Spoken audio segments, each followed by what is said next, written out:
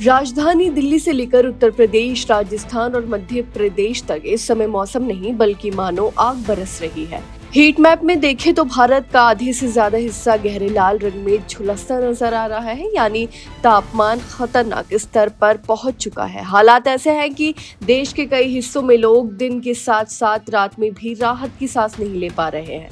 वहीं आपको बता दूं कि उत्तर प्रदेश के बांदा में पारा 48 डिग्री सेल्सियस को पार कर चुका है, जो किसी चेतावनी से कम नहीं है। सिर्फ बांदा ही नहीं, बुंदेलखंड के चित्रकूट, झांसी और ललितपुर जैसे जिलों में भी भीषण गर्मी लोगों का जीना मुश्किल कर रही है।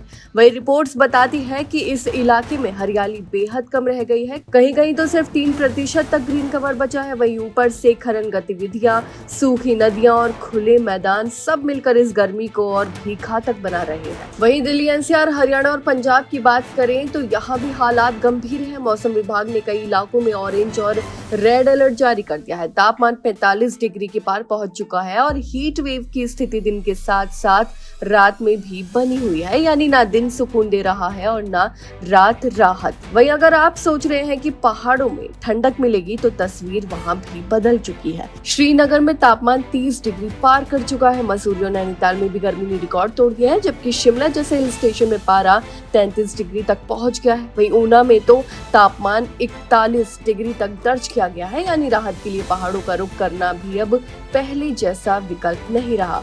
लेकिन अब सवाल ये है कि आखिर इस बार इतनी भीषण गर्मी क्यों पड़ रही है। आपको बता दूं कि वैज्ञानिकों के अनुसार इसके पीछे कई बड़े कारण हैं। सबसे पहले अल नीनो की स्थिति, जिसमें प्रशांत महासागर का पानी सामान्य से ज्यादा गर्म हो जाता है और पूरी दुनिया के मौसम पैटर्न को बदल देता है। इसके चलते बारिश कम होती है और गर्मी बढ़ जाती है। वहीं दूसरा कारण है कमजोर वेस्टर्न डिस्टर्बेंस। आमतौर पर यह हवाएं उत्तर भारत में बारिश लाकर गर्मी को कम कर, लेकिन इस बार इनकी सक्रियता बेहद कमजोर रही, जिससे बारिश कम हुई और तापमान लगातार बढ़ता गया। वहीं तीसरा सबसे बड़ा कारण है अर्बन हीट आइलैंड इफेक्ट, यानी शहरों का खुद का तापमान बढ़ जाना। कंक्रीट की इमारतें, सड़कें, वाहनों की गर्मी, एसी से निकलने वाली गर्म हवा और हरियाली की कमी, ये सब मिलकर शहरों को 5 से 7 डिग्री तक ज्यादा गर्म बना देती है। अब उम्मीद मॉनसून से है, जो जल्द ही भारत में दस्तक देने वाला है, लेकिन मॉनसून एजेंसियों का कहना है कि इस बार मॉनसून कमजोर रहा तो गर्मी का ये दौर और लंबा खिंच सकता है। वहीं जहां एक तरफ भारत में हरियाली कम होने से गर्मी बढ़ रही है, लेकिन चीन अब नए तरह का शहर बसा रहा है। जी हाँ, जिसके 70% हिस्से में हरियाली होगी, 30% हिस्से में निर्माण होगा। इससे शहर का नाम शियोनगान है, जिसे फ्यूचर सिटी के रूप में विकसित किया जा रहा है। ये स्मार्ट और आधुनिक होने के साथ साथ वातावरण के लिए एक उदाहरण भी होगा। इसे बीजिंग के बढ़ते बोझ को कम करने के लिए भविष्य के शहर के रूप में बनाया जा रहा है।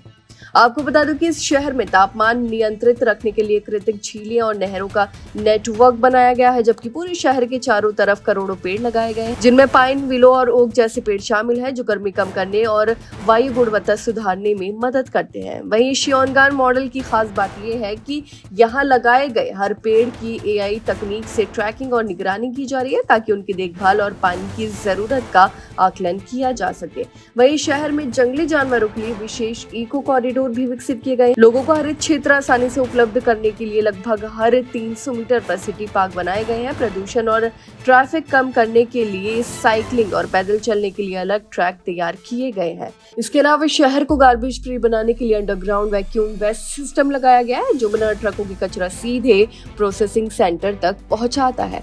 वहीं शियोनगान का ये मॉडल भविष्य के स्मार्ट और क्लाइमेट रेसिलिएंट शहरों के लिए एक बड़ा मॉडल माना जा रहा है। जहां एक तरफ भारत भीषण गर्मी से जूझ रहा है, तो दूसरी तरफ शियोनगान जैसे शहर भविष्य की उम्मीद दिखा रहे हैं, जहां विकास और पर्यावरण साथ साथ चलते हैं। आपकी इस बारे में क्या राय है, हमें कमेंट करके जरूर बताएं। फिलहाल इस खबर में बस इतना ही, और ऐसे ही तमाम खबरों को देखने के लिए देखते रहिए भारत एक्सप्रेस।